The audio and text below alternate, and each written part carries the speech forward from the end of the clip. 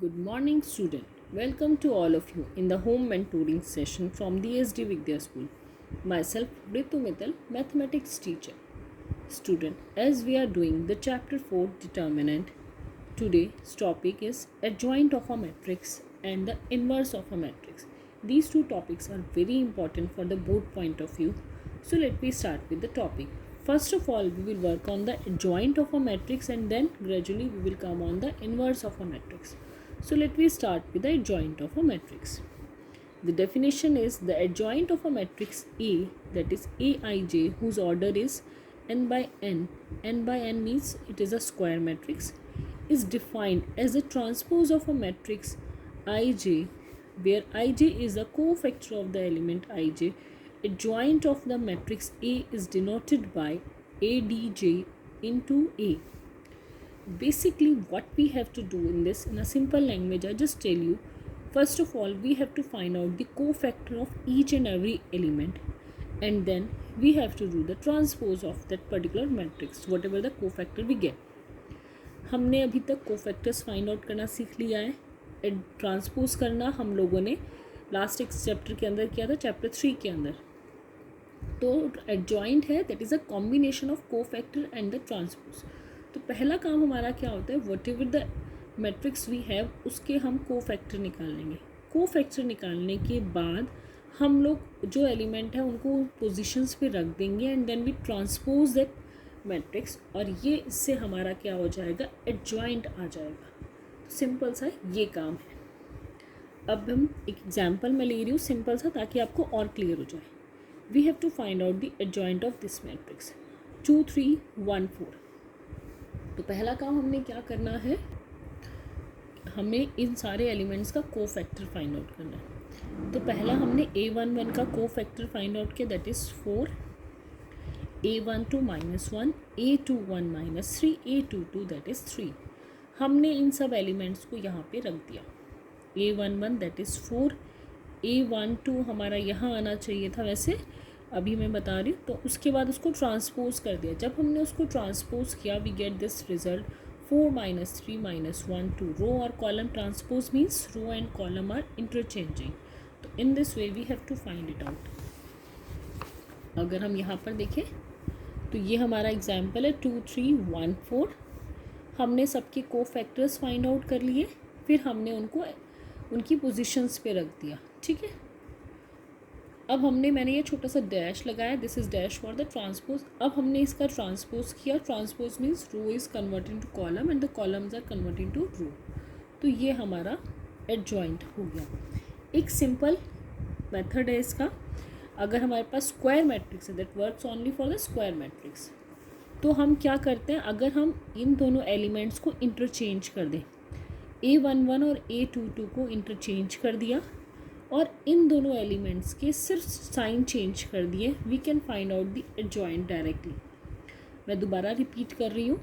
अगर हम इन दोनों एलिमेंट्स को इंटरचेंज कर दें और इन दोनों एलिमेंट्स के सिर्फ साइन चेंज कर दें, we can find out the adjoint. जैसे अगर आप ये देखो, इसमें हमने इन दोनों को इंटरचेंज किया तो 4 उस पोजीशन पर आ गया, 2 यहाँ पर आ गया, और इन दोनों के साइन चेंज कर दिए. दोनों पॉजिटिव थे, इनके आगे नेगेटिव लगा दिया. We get the same result. Check कर लीजिए आप, सेम है. This is a direct method to find out the adjoint of square matrix whose order is 2 by 2. चलिए एक नेक्स्ट रिजल्ट ले लेते हैं. The result is a into adjoint of a that will be equal to adjoint of a into a. अगर हम इन दोनों को ऐसे मल्टीप्लाई करें या ऐसे करें या फिर हम डिटर्मिनेंट ऑफ a इंटू आई करें, तो तीनों का रिजल्ट आपका सेम ही आएगा, कोई चेंज नहीं आएगा. ठीक है. ये हमारा एक रिज़ल्ट हम लोग यूज़ करेंगे. चलिए अब नेक्स्ट आते हैं, इन्वर्स फाइंड आउट करना है. तो इन्वर्स फाइंड आउट करने से पहले a square matrix A is said to be a singular. हमारे पास दो टर्म्स आ रही है, singular and non singular. If we have to find out the inverse of any matrix, the matrix should be a non singular matrix. तभी हम उसका inverse find out कर सकते हैं, अदरवाइज वी कांट. तो यहाँ पे क्या है, square matrix A is said to be singular if determinant of A is equal to 0. अगर हमारा डिटर्मिनेंट ऑफ ए 0 के इक्वल आएगा तो हम इसका इन्वर्स फाइंड आउट नहीं करेंगे. Non singular if determinant of A is not equal to 0, that is non singular. Now the next एक और इम्पॉर्टेंट रिजल्ट है यहाँ पे. ये बेटा 1 मार्क्स में आ जाता है, 1 मार्क के क्वेश्चन में आ जाता है, तो इसको थोड़ा ध्यान रखना. एडजॉइंट ऑफ ए का determinant that is equal to determinant of A to the power n-1. ये n-1 है, तो ये दोनों हमारे इक्वल होते हैं.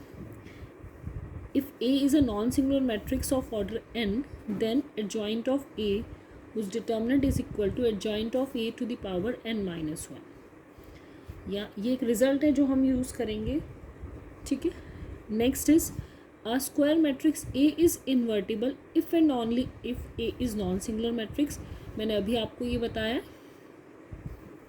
अब इन्वर्स ऑफ A का फॉर्मूला क्या होता है? ये फॉर्मूला बहुत इम्पॉर्टेंट है. इसमें एक क्वेश्चन हमारा आता ही आता है, आइदर 6 मार्क्स और 4 मार्क्स एक क्वेश्चन आएगा ही आएगा. चलिए, तो A is non singular matrix, मतलब डिटर्मिनेंट ऑफ A क्या होना चाहिए? 0 नहीं होना चाहिए.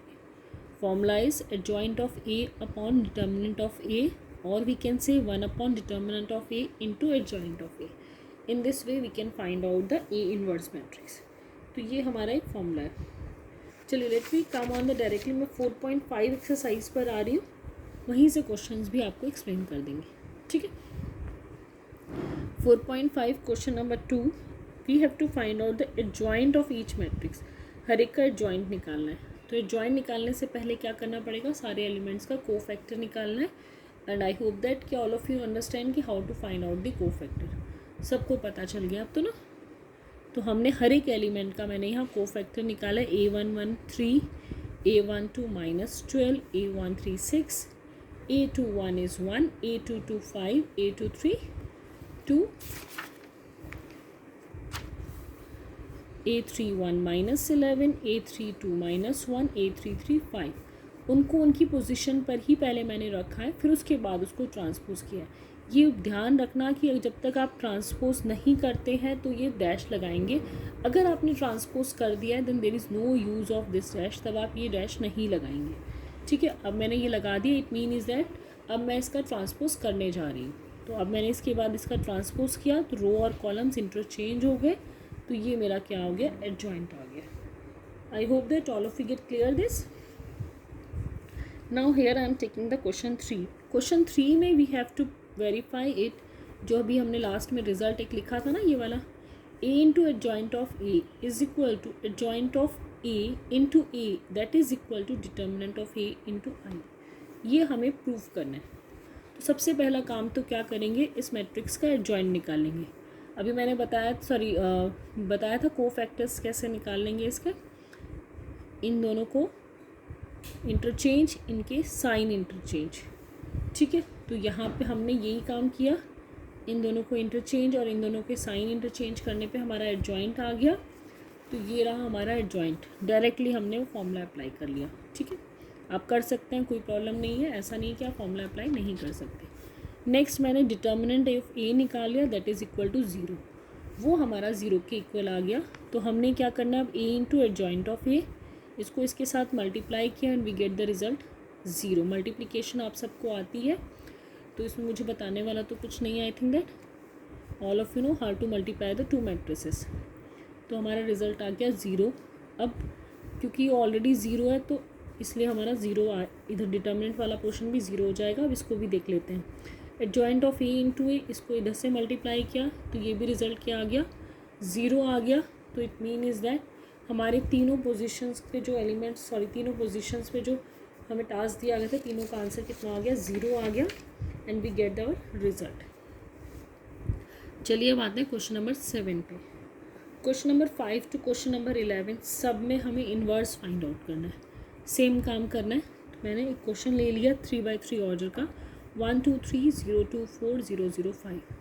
अब इन्वर्स फाइंड आउट करने का फॉर्मूला क्या था? अभी मैंने बताया था 1 upon determinant of A into adjoint of A. ठीक है. तो अब हमें डिटर्मिनेंट निकालेंगे. सबसे पहले जब भी हम इन्वर्स निकालना है तो सबसे पहला काम होगा डिटर्मिनेंट निकालना. वाई? हम इसे चेक करेंगे आइदर इट इज़ 0 और नॉट. तो हमने इसको चेक किया, डिटर्मिनेंट कितना आ गया? 10 आ गया. That is not equal to 0. That means ये क्या हो गया? नॉन सिंगुलर हो गया. Then we can find out. Non singular होने पे ही हम इसका इन्वर्स फाइंड आउट कर सकते हैं। तो चलिए अब आगे काम करते हैं फिर।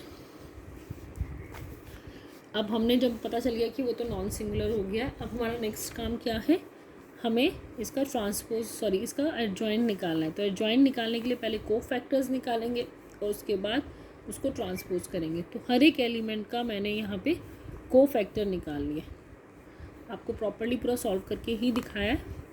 फर्स्ट का 10 आया, सेकंड का 0, 13 का 0, फिर 2 1 पोजीशन का -10, 2 2 5 2 3 0 3 1 2 3 2 -4 3 3 2। ठीक है, इन सब के हमने निकाल लिए। अब हमने इनको इन पोजीशंस पे वैल्यू रख दी है। वैल्यू रखने के बाद we have to transpose it, transpose करने के बाद वी गेट दिस रिजल्ट। ठीक है, अब इन्वर्स निकालना है पर हमें। तो इन्वर्स का फॉर्मूला क्या था, 1 determinant of A into adjoint of A. तो 1/10 डिटर्मिनेंट ऑफ ए की वैल्यू आपकी ये है, एडजॉइंट ये रहा आपका, आपने जस्ट वैल्यू पुट कर दी, you get the answer. Simple है, इजी है, कोई डिफ़िकल्टी नहीं है इन क्वेश्चन में, सिर्फ कैलकुलेशन पार्ट है बेटा और कुछ भी नहीं है। चलिए let we start with the question number question number 11। अब इसमें आपके पास सच कोई डिफ़िकल्टी नहीं है, इसमें सिर्फ कॉस साइन को देख के आधे अच्छे से घबरा जाते हैं, तो ईजी है। तो ये हमें मैट्रिक दिया हुआ है 1 0 0 0 cos alpha sine alpha and all this. पहला काम वही, हमें डिटर्मिनेंट निकालना है। इसमें थोड़ा सा क्या है, अगर आप देखो तो यहाँ पे मैंने नेगेटिव कॉमन लेने के बाद हमारे पास ये फॉर्मूला क्रिएट हो गया, तो इसकी वैल्यू क्या होती है, 1 होती है। तो मैंने इसलिए 1 पुट कर दिया, माइनस बाहर था हमारे पास, तो इसलिए क्या हो गया, -1 आ गया। तो -1 is not equal to 0, so it is a non singular matrix. पहला काम तो हमने सेम ही करा है। सेकेंड काम क्या करना है हम लोगों ने, yes cofactors we have to find out. तो हमने हर एक पोजीशन का कोफैक्टर फाइंड आउट कर लिया। तो हर एक पोजीशन का कोफैक्टर आने के बाद हमने क्या करना है, इनको वैल्यूज़ को पुट किया और उसका ट्रांसपोज किया। ट्रांसपोज करने के बाद रो एंड कॉलम हमारे इंटरचेंज हो गए, तो ये हमारे पास एडजॉइंट आ गया। ठीक है, एडजॉइंट आने के बाद हमें इन्वर्स निकालना है।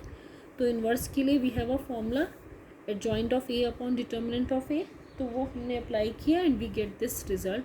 तो ये एट लास्ट हमारे पास रिजल्ट आ गया। I hope that all of you get understand. Simple है, कोई डिफ़िकल्ट नहीं है, सिर्फ कैलकुलेशन पार्ट यहाँ पे इंक्रीज़ हो रहा है और कुछ नहीं है। चलिए, thank you student and have a nice day.